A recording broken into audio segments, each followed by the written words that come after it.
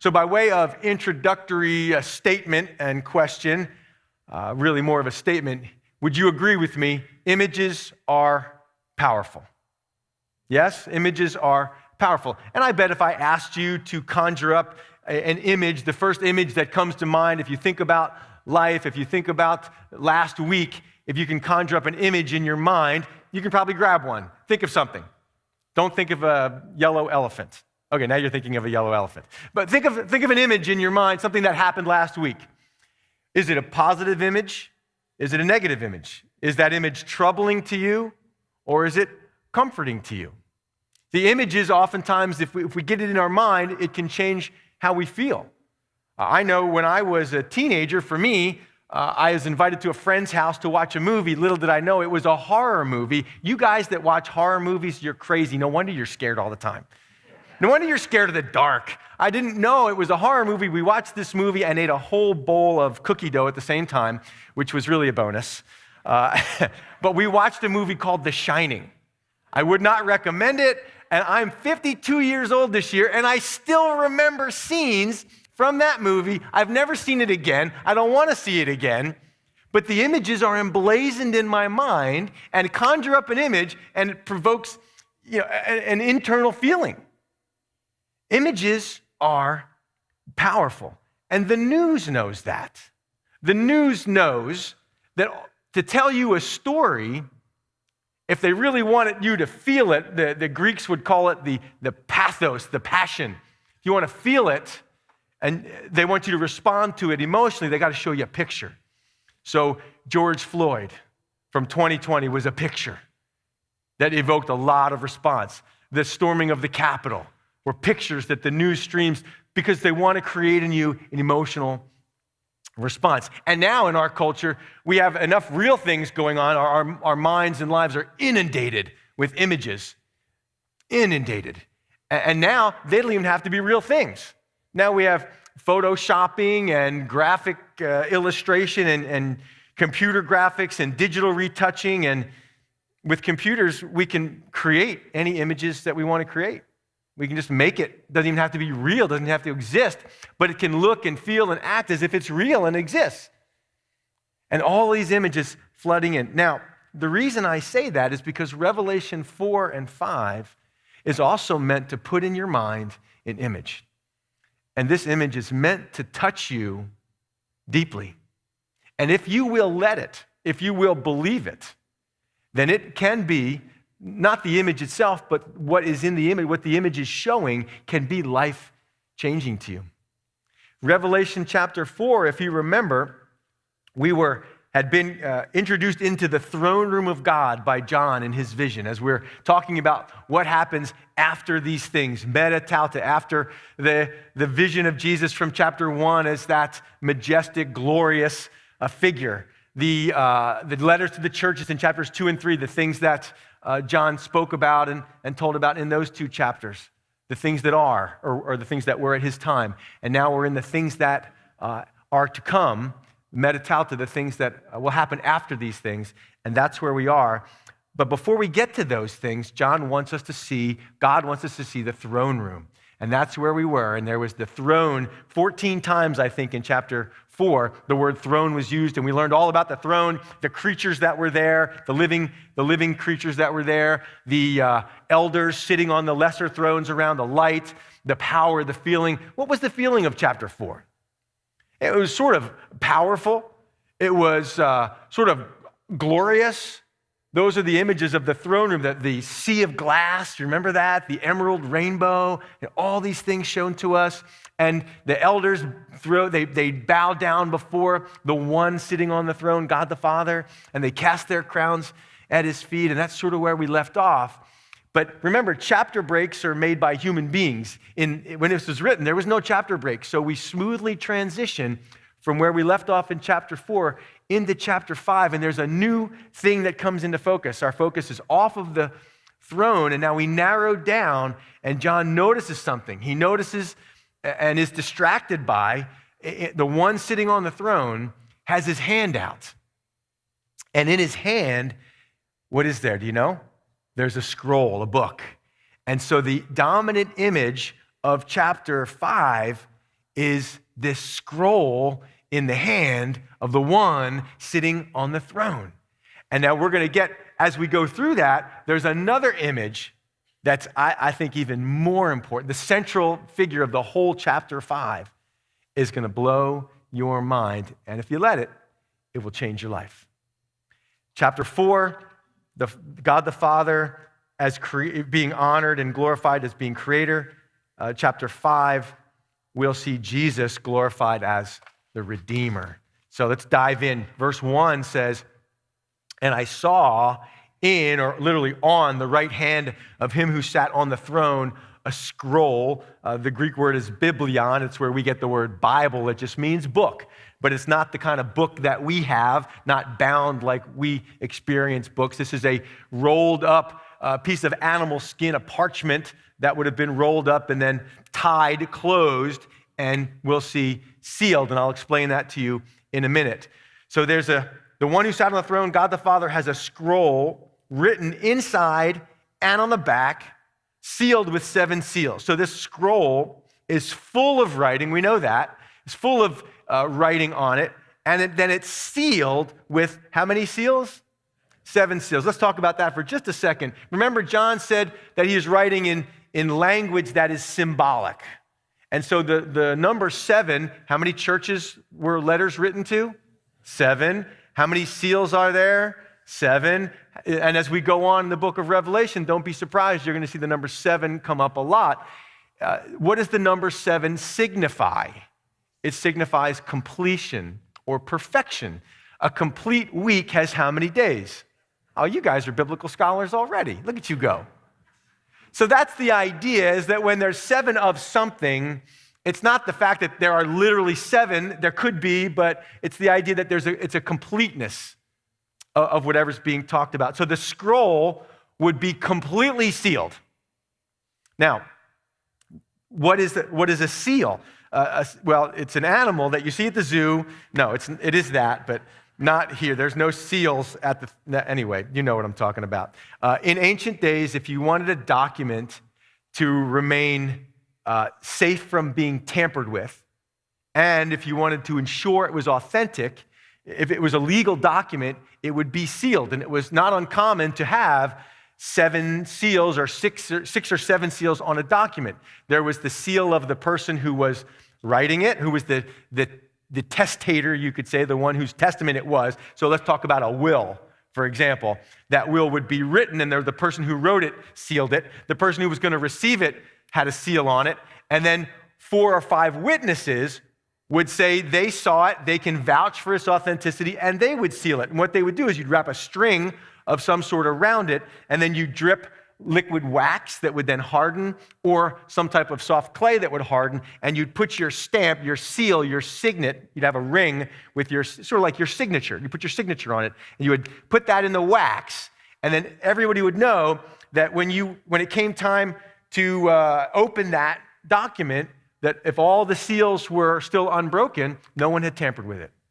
It was an authentic document and had been untampered with.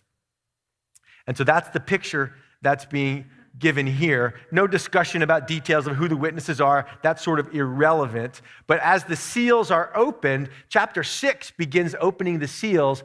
It doesn't seem that all the seals need to be opened for things to start happening. Each seal that gets opened unleashes an event that takes place on planet Earth. You'll meet the 4 horses of the apocalypse. You've heard of that. That'll start there in chapter 6. So each seal unlocks something, and it's sort of like this telescoping. The 7th seal then unlocks the next section. So hang with me for that. What is this scroll? What's the book? What's the book that is being talked about? We don't know for sure. Some have suggested this is the title deed to planet Earth. I've heard that. Anybody else heard that? It's the title deed to planet Earth. Not sure I can agree with that, only because the Bible says the earth is the Lord's and the fullness thereof. And usually people say, well, Steve, at the temptation when Jesus was tempted by Satan, Satan offered him all the kingdoms of the earth, of the world, if he would just bow down. Well, I would agree. Satan, we know, we read Daniel. Satan is kind of behind world empires. So he can give them to who he wants. But we're not talking about planet Earth. And who's got the scroll in his hand? The Father does. So I don't think he gave up any rights to planet Earth. So what is this? Is this the scroll from Daniel 12 that Daniel was told to seal up? Is this connected to Ezekiel chapter 2, where Ezekiel is shown a scroll with writing on the front and back? I don't think so. My guess, and you can disagree with me if you like, and that's fine. My guess is that this is just a royal decree. Think about the book of Esther. King Xerxes makes a decree that all the Jews would be killed, and that decree is sealed, and it's unchanged. Once it's decreed, you can't change it, you can't alter it, but he gives Esther and Mordecai the right to make another decree that would go out as well. So once a decree is made, whatever's in this scroll, it's authentic and it is unchanging. It cannot be altered. It has not been altered. So we'll talk more about that as we head through. Verse 2, as John is focusing on this scroll, verse 2 says, "Then I saw a strong angel," none of those weak little wimpy angels. There's a strong angel proclaiming with a loud voice, "Who is worthy to open the scroll and loose its seals?" And no one in heaven or on the earth or under the earth was able or had the capability to open the scroll or to look at it. So the question is, what? Not who is strong enough, who is smart enough, who is technological enough. That's my question. Who's smart enough to program this computer? Not me. Our parents, we need our kids to help us figure that stuff out. Who's smart enough to help me figure out the difference between this and that and program the phone or whatever? I need the kids for that. But that's not the question. The question is what? Who is worthy? Who is worthy? Who measures up? There's this scroll, and this is a special scroll. And there's a worthiness that's in mind here. And notice who's found. Verse 3, nobody. There's no one in heaven or on the earth or under the earth. I think the intention is anybody that's lived historically, anybody that's been buried, was capable to open the scroll or to look at it. That means not Muhammad, not Buddha, not Calvin, Wesley, Luther, or the Pope. Because we would all fall into the same category. There is the creator and there is the creation. And it's really important to know which category you fit in. That solves a lot of problems, doesn't it? We all fall under the category of creation. We are part of God's creation. And all of us would be not worthy. Verse 9 tells us what makes someone worthy to open this scroll, whatever this scroll truly is. We're not going to look at verse 9 in depth today, but you can just read it. What does it say in verse 9? Why is Jesus is the one you know? I mean, you know the Sunday school answer is going to be Jesus, right? Who's going to open the scroll? It's going to be Jesus. That's not a mystery to anybody. You're in church. The answer is Jesus. But why and how and the details, we'll get there. But it's because you were slain and have redeemed us to God. That's what made him worthy. He was slain and was the one that redeemed us. Now, did they know that? Did they not? There's a lot I don't understand. I have questions like you have questions, but that's what we know. And so John doesn't know that yet. They're just trying to find somebody. So John is anticipating going, oh no, there's this important scroll and no one can open it. Does John know what's in the scroll? Does anybody know what's in the scroll? I don't know. But John in verse 4 he bursts into wailing. That's literally what it would say. So I wept much. Now what's making him cry? I don't know. But he's burst out wailing like in grief, because no one was found worthy to open and read the scroll or to look at it. So is it that John is disappointed because he really wants to know what's in this scroll? He must have a sense. I mean, John is pastoring all these churches. He's in exile on Patmos. He sees the trouble in the Roman Empire. Maybe he's thinking that this scroll somehow has to do with bringing in the kingdom. And he'd be right. It has to do with judgment on planet Earth. And it has to do with bringing in the kingdom. But does he know that now? Is that why he's weeping? I don't know. But he is super bummed. That's my translation. Super bummed that no one can open it. But, verse 5 says, one of the elders said to me, do not weep. Behold, the Lion of the tribe of Judah, the Root of David, has prevailed to open the scroll and to loose its 7 seals. So as John is weeping and wailing, one of the elders says, man, quit your crying. That's, again, my translation. He says, literally, stop, do not keep weeping, do not keep wailing. And I think there's some truth for us in this little section. Do not keep wailing, start beholding. And I think for us as Christians, I think we can fall into that, woe is me or woe is us, and everything's so bad, and we become chicken littles, the sky is falling, the sky is falling. And I think that same message would be appropriate from one of the elders who's sitting on one of those thrones to say to me and to you, hey, don't keep weeping, start beholding. Start beholding. Beholding what? Take a look. There's a Lion of the tribe of Judah. It's the only place in the Bible where we find that. The reference is back to Genesis 49. You don't have to turn there. I'll read it to you. As Jacob is blessing his 12 sons, he gets down to the 4th one, to Judah, whose name means, does anybody know? The word Judah means praise. And you know the word Jew comes from, it's a shortened, abbreviated version of the word Judah. So he gets to the son Judah, and he says in his blessing, in his prophetic blessing, Judah, you are he whom your brothers shall praise. That's what his name means. Your hand shall be on the neck of your enemies. Your father's children shall bow down before you. Judah is a lion's whelp.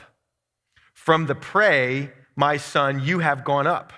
He bows down, he lies down as a lion, and as a lion, who shall rouse him? Now pay attention. Verse 10 says, the scepter. What's a scepter?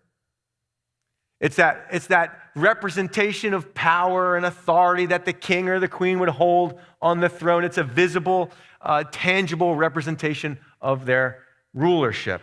So he says in this to Judah, the scepter, the rulership, the royalty shall not depart from Judah, nor a lawgiver from between his feet. So this is a messianic prophecy of the fact that the Savior, the ruler of Israel, will come from what tribe? The tribe of Judah, and will be like a lion. Now, the lion of the tribe of Judah, I like the vision of the lion. I mean, if you're going to have a sports team, like you want something that's intimidating. You want to have a country. You want to be intimidating as a nation. You need an intimidating illustration. You need an intimidating character to represent you. The bear, or a ram, or a tiger, or, well, if it was up to Ben Franklin, what would we be? Yeah, we'd be turkeys. I'm glad that somehow got voted down. The spread eagle, the eagle, a majestic, predatory bird, is powerful and again, beautiful, majestic. Those are great. So this king, the lion, represents the king of beasts. So there's royalty tied in here. There's power tied in here. Uncontested, king of all the beasts. So this, behold, the Lion of the tribe of Judah. Jesus is the Lion of the tribe of Judah. He's a lion. And he's also, we go agricultural now, the root of or from David. He's an offspring of David. Now, you guys know, I know, David represents the kingly, the royal line in Israel. You can read this. This is a reference to Isaiah 11:10 that talks about the Messiah, again, not only being a lion from the tribe of Judah, but also an offspring of David, from David's family specifically as part of the tribe of Judah. So, Pastor, all that's fine and well. All that makes sense. Let's move on. I'm with you. Okay, what about beholding? We're beholding that this person with these two descriptions, this person has prevailed to open the scroll and loose its seals. That's the important thing. No one else could do it. No one else was worthy. Somehow this person has become worthy, has prevailed. The word is triumphant, victorious. And we know some things about Jesus, don't we? We know that John 16 says, in the world you shall have tribulation, but be of good cheer. I have overcome the world. That's still really good news. But what else has Jesus overcome? The final enemy, the ultimate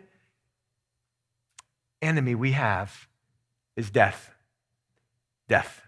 That's what we're all trying to fight off, right? We're trying to deal with that.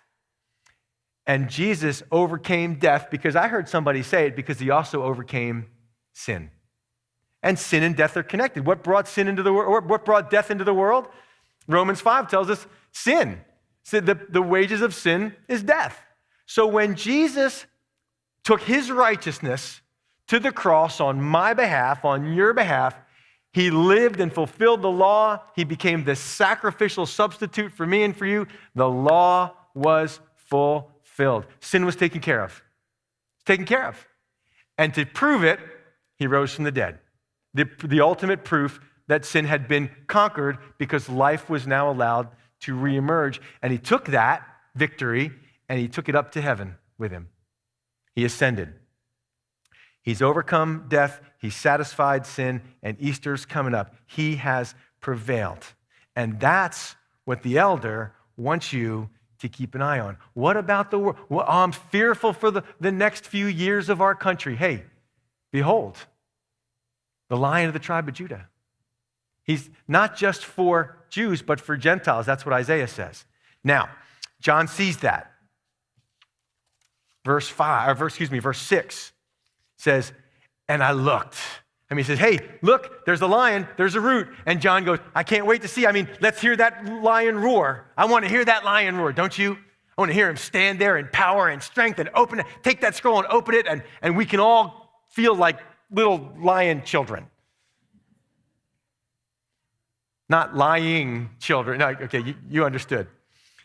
And this is powerful. And I looked, and behold, in the middle.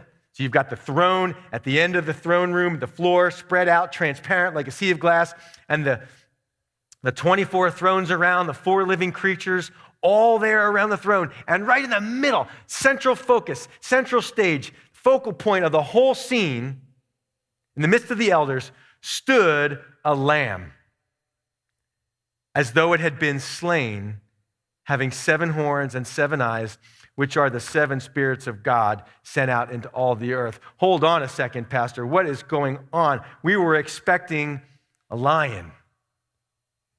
And instead, as John looks, what does he feel as he sees this lamb? Now, the interesting thing about the language is it's a lamb stood or that has been standing and is permanently fixed there for the future.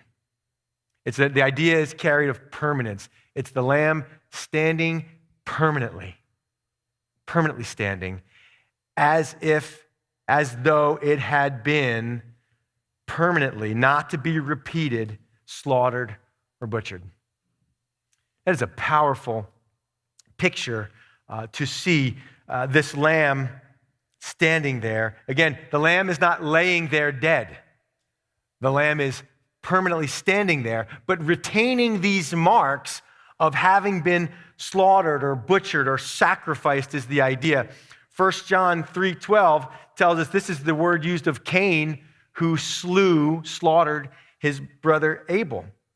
And so in heaven, Jesus having the wounds, we see it when Thomas has the experience. Thomas, put your finger in the wounds in my hand, put your hand in my side. Jesus retaining the marks of love.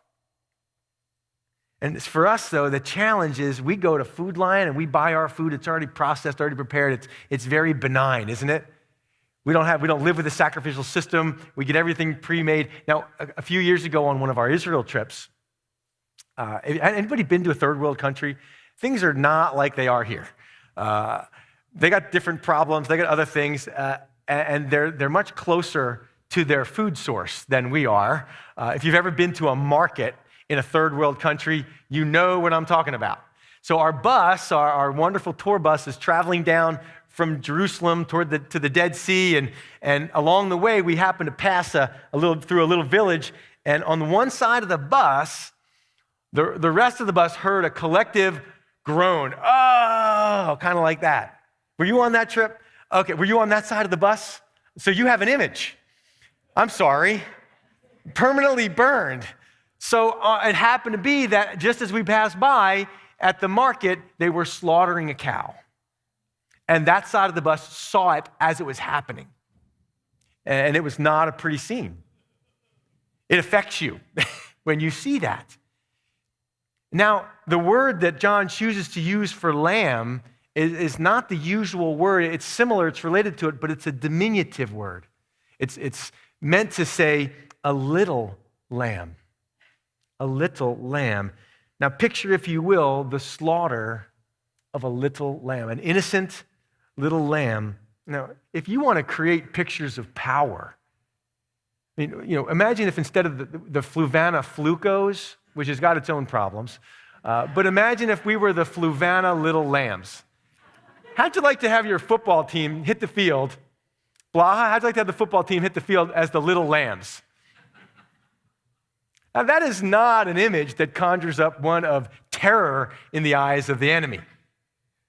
If you're going to conquer through power or force by overcoming in that way, a lamb is not what you want. Do you remember when John sees Jesus as he's coming to be baptized? It's, behold, the Lamb of God who takes away the sin of the world. I had you mark Isaiah 53 because the question is, what happened to this lamb? What caused this? I mean, who did this to the lamb?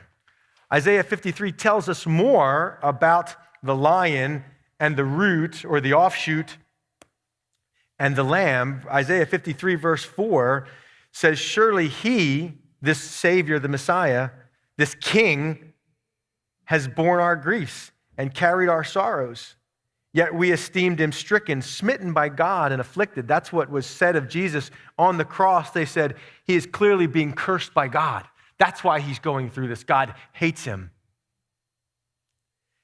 But he was wounded for our transgressions. It wasn't the lamb that God had a problem with. It was me. It was you. He was wounded for our transgressions. He was bruised for our iniquities, our twistedness. The chastisement for our peace was upon him, and by his stripes we are healed. All we like sheep have gone astray. We have turned everyone to his own way. Isn't that the way of the world? And the Lord has laid on him the iniquity of us all. There's more to Isaiah 53. This is the Passover lamb, and all the eyes, listen to me, listen carefully, church. I told you, images are powerful. All the eyes in heaven, in the throne, are focused on the slain lamb, standing victorious, as if this lamb had been in battle, as if he'd returned from the battle, and now he's got his battle scars, showing his victory over who was the enemy? The enemy was death. Why is he there? Because the people he loved killed him. That's the human reason. Why is he there? Because the Father he loved was busy saving the world, and they were in this together. He was there because he chose to be there. What is center stage of mankind right now? Let me ask you this question. As you look at 2020, what was center stage? What were all eyes focused on? Well, think back. All eyes were focused on George Floyd for a time. The whole world was focused on the knee, on the neck, and all that image. Everybody focused on that. Meanwhile, in heaven, there was a lamb standing as if it had been just slain. And then the world focused on the storming of the Capitol building.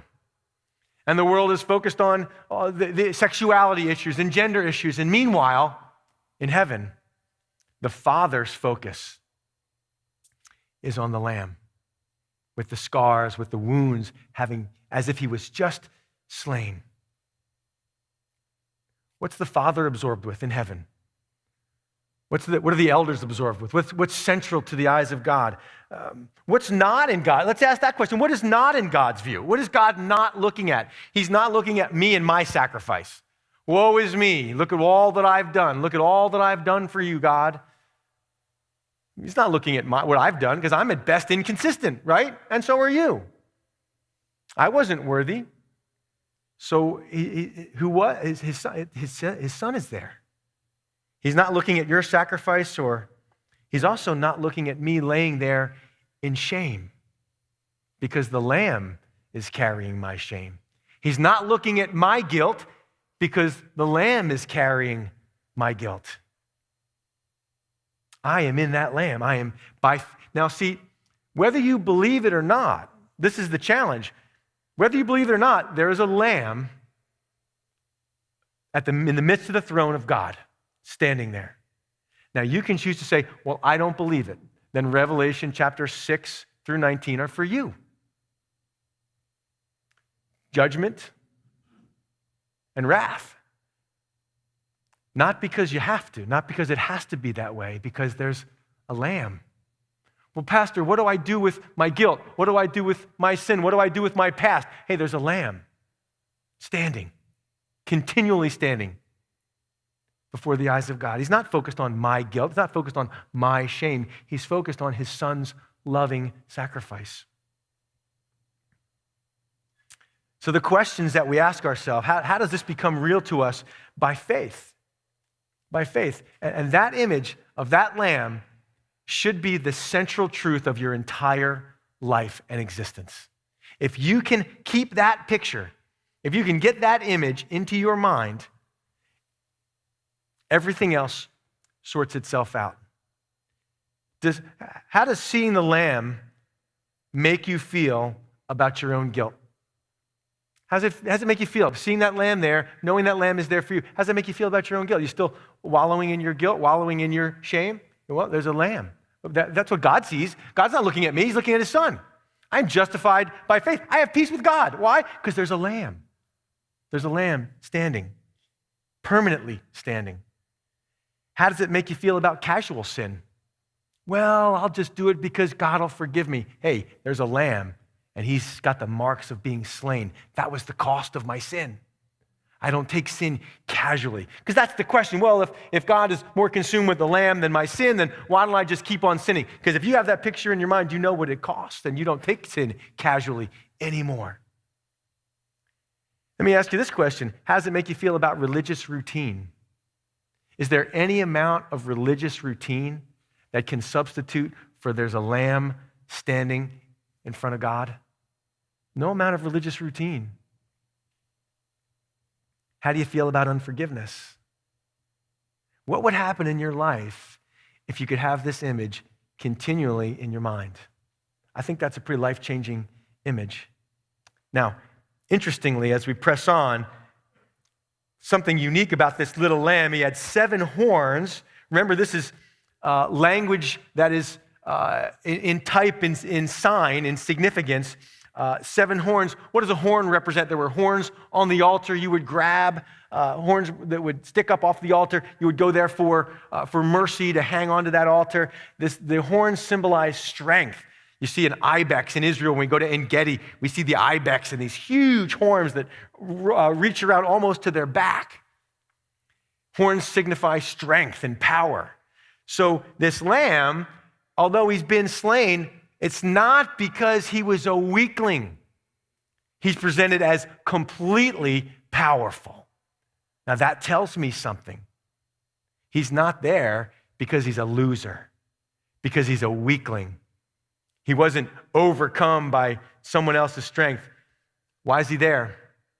He could have called down legions of angels, right? You know the story. Call down legions of angels. Hey, if you're the Son of God, why don't you get yourself down at the cross? I'd be like, okay, here I come, ready or not. I don't know if I could have withstood the teasing. I don't know if I could have withstood it. He tells Pilate, you have no power unless it's given to you from heaven. What kept him there? You know. He loved you. That's what kept him on the cross. Not weakness, love. And 7 eyes, what do I speak of? I speak of knowledge. There were lots of eyes there around the throne room. And so this lamb has 7 eyes, complete knowledge. Jesus said, I must be crucified. I have to go to Jerusalem. I have to suffer and die.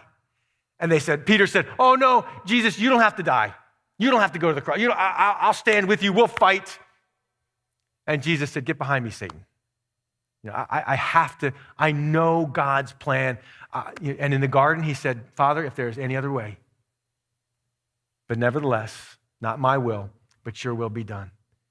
Jesus knew exactly what he was doing. He is there standing in full strength and full knowledge, and he had you particularly on his mind. Is that hard for you to believe? You particularly, not just us generally, but me. Until you make it personal, it will never change your life. You can say, well, Jesus died for the world. Yeah, that's true. But the question is, did he die for you? And the answer is yes. Will you believe it? Will you believe it? So he comes and he takes the scroll out of the right hand of him who sat on the throne. All authority. And what happens in heaven?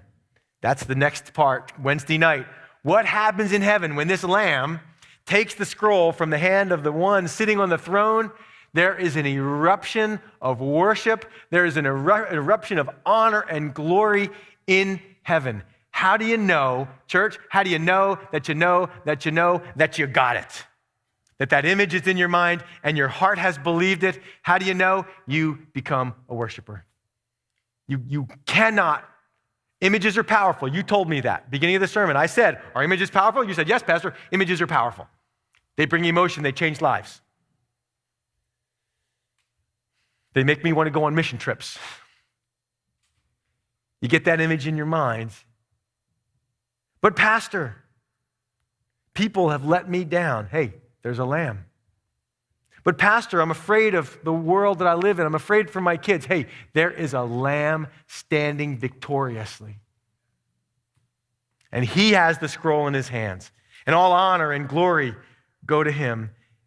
In your heart, honor and gratitude. That's how you know. You are grateful. And grateful people do amazing things for the one who loved them. True? Not true. True. So we're going to do that right now. Take that image, burn it in your mind. Let's stand and we're going to worship the Lamb.